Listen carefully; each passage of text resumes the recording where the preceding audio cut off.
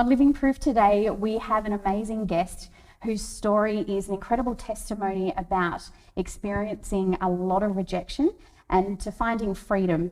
So Rodney, what a pleasure it is to have you on our show today. Thank you so much for joining us. Okay, it's a pleasure to be here.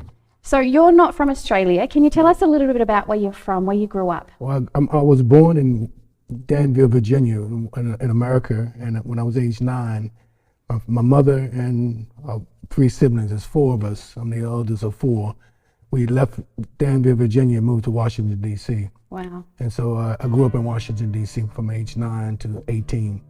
Wow. And the reason why we left Danville, Virginia was because of domestic violence. Okay. I never knew my dad. In fact, that was one of the first major rejections that I had in my life that had a damaging impact on me. Yeah. My dad was a very disturbed man. He had issues, he had problems in his life. And I never had an intimate relationship with him. I never heard him telling me that he loved me. I never witnessed or remember him hugging me and embracing me. All I know about him that he was an angry man. And he was scary to be around. Okay. And he was very dangerous to my mom. And I grew up with a hatred and an anger towards him because of the way he treated my mom, physically, verbally, for years. Yeah. And my mother used to have to go in hiding because he was such a vicious man. And so my mother came to the point, she's one of my heroes, my mother. I tell her this often, I say, Mom, you're one of my heroes. Because what she did was, she took the opportunity to pack our suitcases when in 1969, July 1st, 1969, I'll never forget the date, that she decided that enough was enough. She got tired of hiding and running, and she took 4 children, single mom, battered, bruised, and she packed our suitcases, left everything behind, and we got on a Greyhound bus. You heard of Greyhound bus? Yeah. Greyhound bus, and we moved from there to Washington, D.C. Yeah. to live with my grandparents. And it was one of the most frightening days of our lives, but we never looked back. It took her years to get to that place, but she built up the courage to do it, and I'm so thankful that she didn't leave us behind. Yeah. She said, I'm taking my children with me. Yeah. With no opportunity, she didn't know what was going to happen in the future. It was uncertain. We went to live with my grandmother and her family, and we had like 12 people, like 2 adults, 3 adults, and children living in a 2-bedroom apartment. Oh my goodness, that must have been a bit crazy. It was crazy. It was crazy. Wow. And so that was a defining moment, one of the defining moments in my life. And as I said before, my mother's one of my heroes. I used to hear my mom. She doesn't know this to this day. She may seek witnesses, but I used to hear my mom crying at night when we left Virginia, crying and saying that she wished she was dead. I used to hear that, the pain that she was going through because the uncertainty, not knowing what was going to happen with us. But we got through it. We got through it.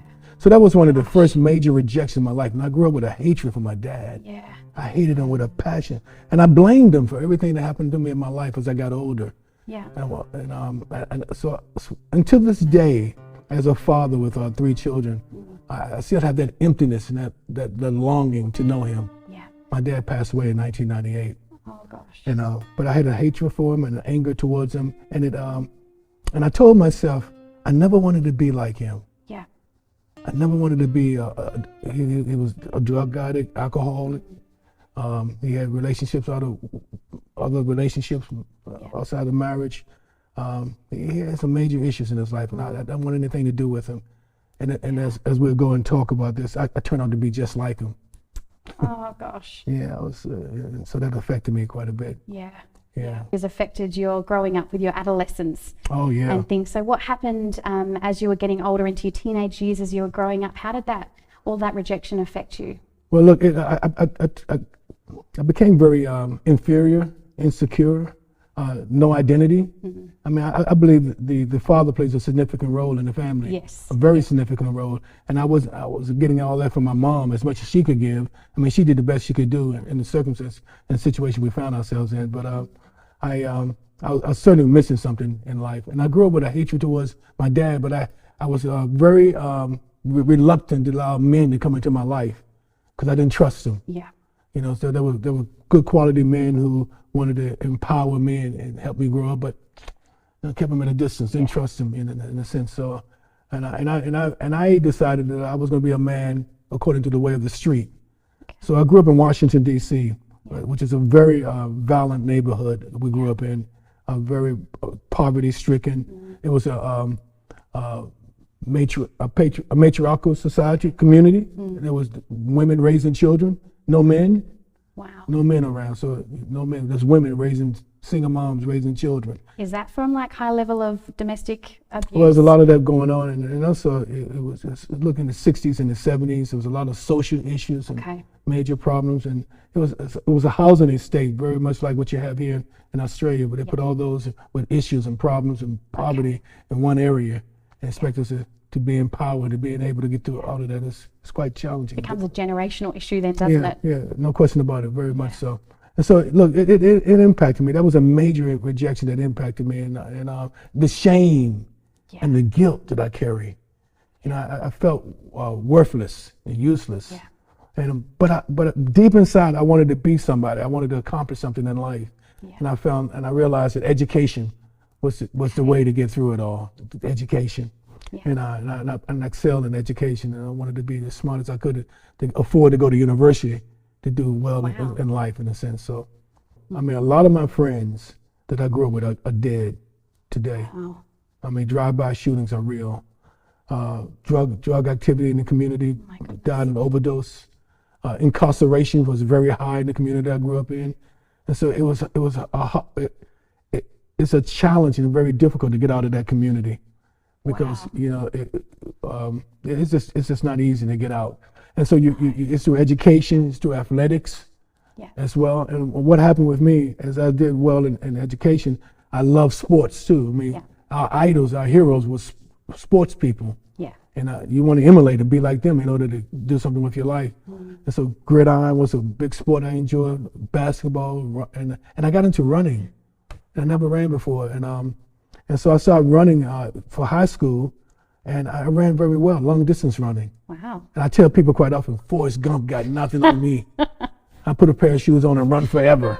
That's great. You know what, Forrest, run, Rodney, run.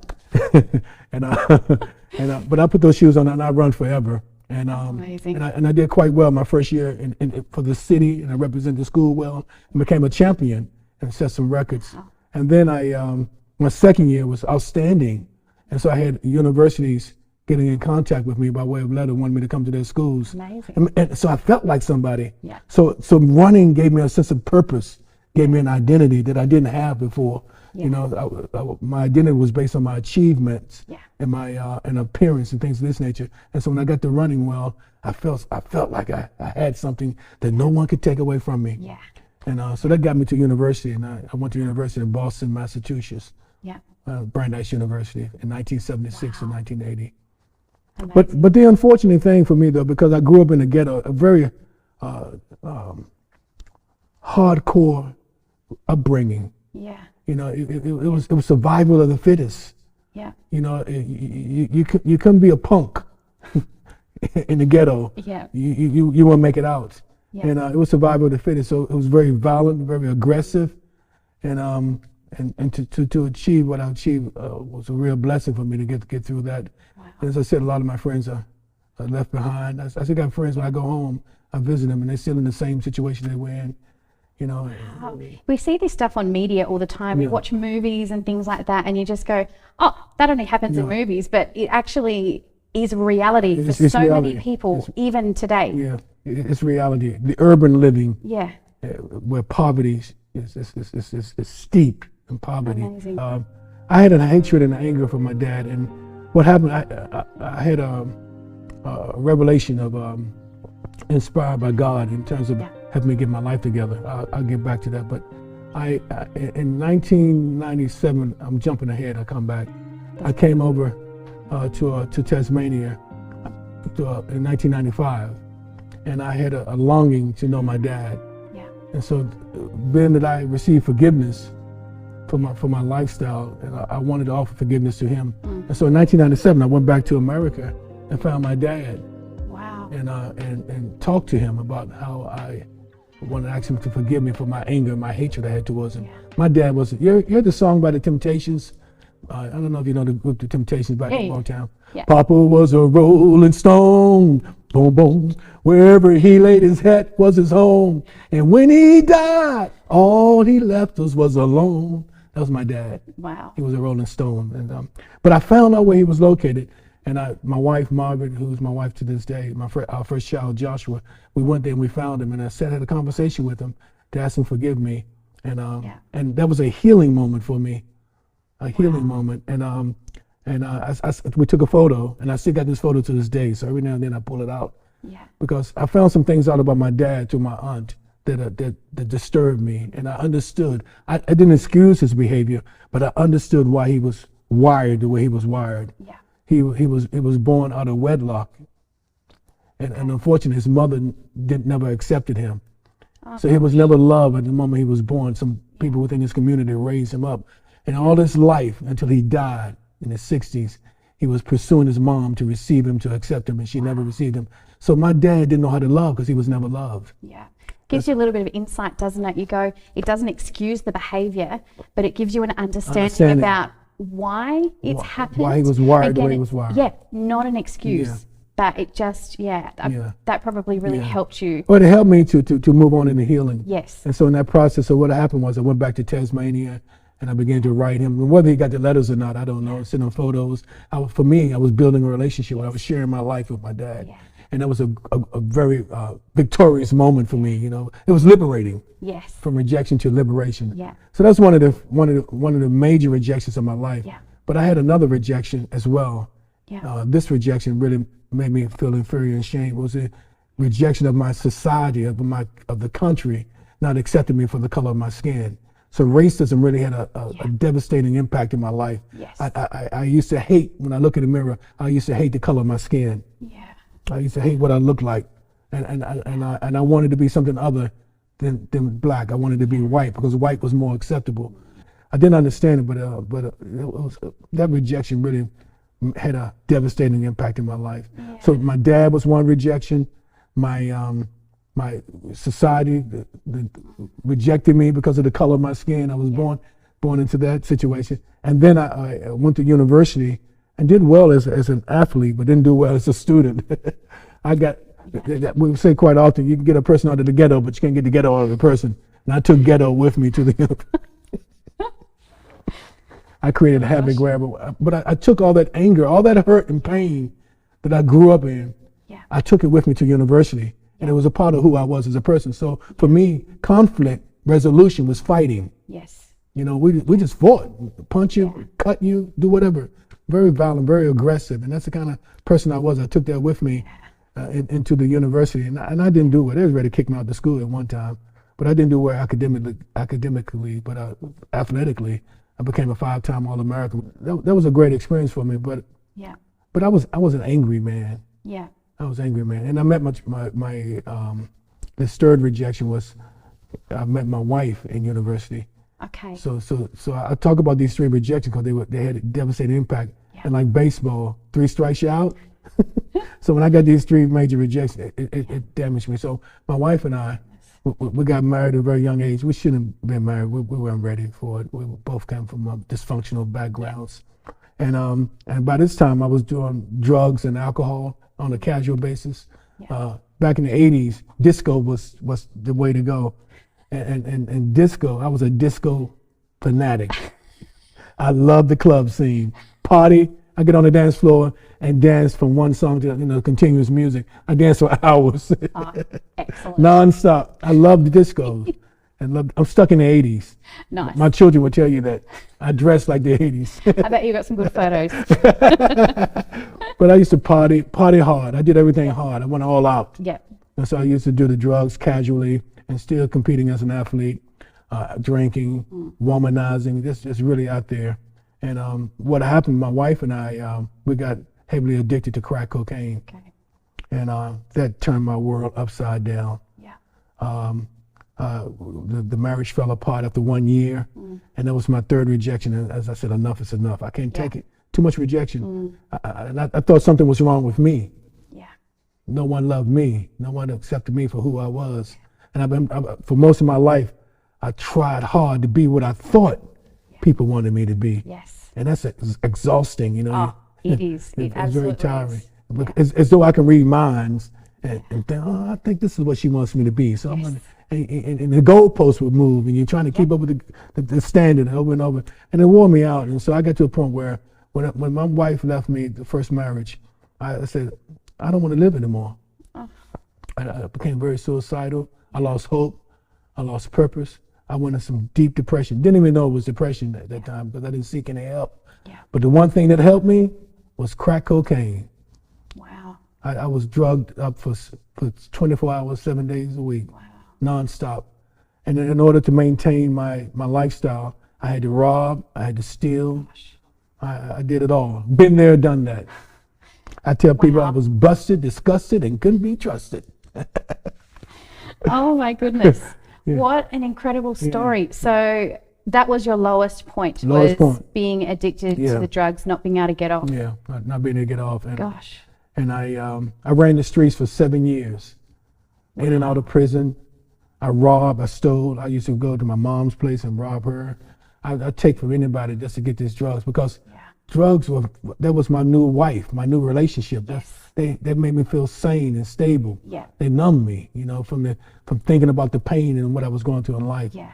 And for 7 years. What liberated me was I always wanted to be loved. Yeah. Yeah, I get a bit teary about that. I wanted to be loved. I wanted to be accepted for who I was. Yes. Not that I had to be what I think the people wanted me to be, but just be me and be accepted, you know, and people to love me unconditionally. Yeah. And one time when I was incarcerated, first time I got incarcerated, prison is the most frightening place. Wow. It scared the life out of me because the only thing I know about prison is what I watch on television. So when I first got locked up, you know, you really gotta make sure you're watching over your back and protected. And I noticed that when you go to take a shower, you don't bend up. If you drop the soap, don't pick it up. I was in my jail cell, confined in a jail cell. I had to block to myself for a while, for a few days. Yeah. And I wanted to get out. And they had an announcement one day that if anyone wanted to go to chapel service, stand in front of the door, and we'll see your face. A chaperone will come around and get you and direct you to the church service. And I'm thinking, well, I can get out the cell block. I don't know I didn't know what I was saying. All I wanted to do was get out of that room. Yeah. That was too confining for me. It drives you crazy. I didn't know what to expect. And I went to this church service. There was about 20, 30 of us men. Okay. And I went there and I was just blown out of the water by someone sharing their story. Wow. He just shared his story. And he talked about the love of God through Jesus Christ. He talked about this and how God loves you unconditionally. Yeah. And when he said that, something rose up inside of me that, you know, you mean to tell me God loves me and all my filth? I knew that I was filthy. I knew that I was the shame and the guilt that I was doing wrong things. I knew consciously that I was immoral. I felt it at that moment that something was wrong with me. But yet in that, God said he loves me just as I am, but loved me too much for me to stay the way I am. Yeah. And I heard this guy's story, and all he talked about was Jesus. Yeah. And I'm like, man, who's this Jesus? You know, who's this Jesus? And but God got my attention. I tell people quite often because he had a captive audience. Yeah. Literally. Got my attention, and at that moment, I felt I want this kind of love. I want acceptance. Yeah. At that moment, something rose up into me. I want to live. Yeah. I want to live. I don't want to die. Not like this. Yeah. And it's got to be something more for me. All this was happening at that very moment. And so I didn't know what I was doing. He talked about, you know, if you want to receive God into your life through faith in Jesus Christ, just come up and I'll pray for you, and you receive Jesus. And I'm like, okay, well, if that's all it takes, then I'll do that and receive Jesus. My life hasn't been the same since. Amazing. That was the beginning of your freedom story. The beginning of freedom. I mean, it took a while to be completely liberated. Yeah. It was a process. I imagine it was still a very long journey. It was a long journey. It was a process. But the one thing that kept me steadfast and held me together was knowing that God loves me unconditionally. And no matter what I was go through, he didn't give up on me. I mean, I did some foul things after that, some stupid choices and decisions I made in my journey, but God never gave up on me. Yeah. It kept me near His heart, and eventually, my life come together. So how do you do it when you feel like you've stepped into this freedom? And I mean, we've all been there. We then fall back into bad habits, and it's such a common thing. How do we move forward from that? How do we step out of that to back into freedom again? Well, I think that's the power of forgiveness. Yeah. The power of forgiveness, knowing what forgiveness entails, and forgiveness has to be something, has to be of someone bigger and greater than you, in a sense. And for me, it was the forgiveness that God offers. I mean, when you do the wrong thing, you don't have to stay down in that filth. You can get up and shake it off through the grace of God, and get back on track again. Because I mean, life is challenging. Life is hard, and if you don't have necessary skill and the coping abilities to deal with it, it would chew you up and spit you out. That's what I've learned and seen how hard life is. Yeah. And no one taught me these things when I was growing up in the ghetto. Yeah. We were all young people trying to survive. Yeah. We were doing the best that we know to do in order to survive, and some of us didn't get through. But now, by the grace of God, I'm not only surviving, but I'm thriving in life now because of amazing His riches that He offers to me in a sense. So what's happening today? What's happening? You're married and you've got 3 adult children. I've been married for 26 years. Amazing. And I never knew, I always thought you had to be joking that one man could be with one woman for the rest of their lives. Yeah. And that has worked for me. I'm doing it. Well done. I'm just amazed by it. And also we had 3 adult children, a son and 2 daughters. Yeah. Raising them up, and I have a beautiful wife, Tasmanian. Lovely. Tasmania. They're always the best. I met my wife in Washington, D.C. Okay. So. Also, you met a Tasmanian woman in Washington, D.C. There you go. She came over to work with the organization that I was working for. Okay. Which was our Central Union Mission, which was an organization that worked with men who happened to be homeless. Right. But we also did community support for single parents and for children. And this was in '95 when I met Margaret.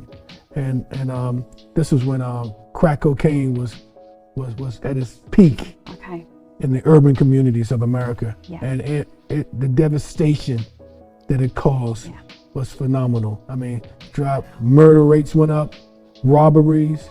I mean, I've seen communities, housing areas shut down completely because no one could pay their rent because all the money went to the drug guys. Gosh. And so it was a peak of at that time. And she came over to work with our young people in the camp setting, summer camps. And we met. She heard my story. She said, "Oh, I think I'll take you back to Tasmania. Let you speak to our young people to put you on a tour." And I talked to her pastor on the phone, and we worked something out. And I came over here for 6 months, and I'm still here 26 years later. Amazing. What a great story. Yeah. That's so good. So you're working in Australia? Yeah, I'm working. Ministry. I'm in ministry. Yep. I love ministry. I love being empowered by God to share the story, His story, with others, and to empower people to find their true sense of identity and purpose in life, and direct them to that source. So I'm a minister in Tasmania. In 2000, we pastored a church, and we planted a church in Tasmania. Wynyard, Tasmania. We were there for 18 years. Wow. And so now I'm pastoring here at St. Agnes at Living Faith Fellowship with Pastor Rod and a few other leaders on the team. So I've been there for nearly 10 years, going into the 10th year. Amazing. Yeah, but I also work in the disability support services part-time. I've been doing that for 25 years. Wow. Well, Pastor Rodney, it's been an absolute joy having you on our show. Thank you so much for sharing your story. I know it is so inspiring. I'm sure that there's so many of us out there that have, learned something new from it and can identify with so many parts of your story, even from feeling like we're stuck. And rejection is such a common thing. Yeah, yes. It's so hard. So your story is just an amazing overcoming rejection. So what a joy it is to have you on today. Thank you so much for coming. Thanks for having me. Thank you for coming. Join us next time on Living Fruit.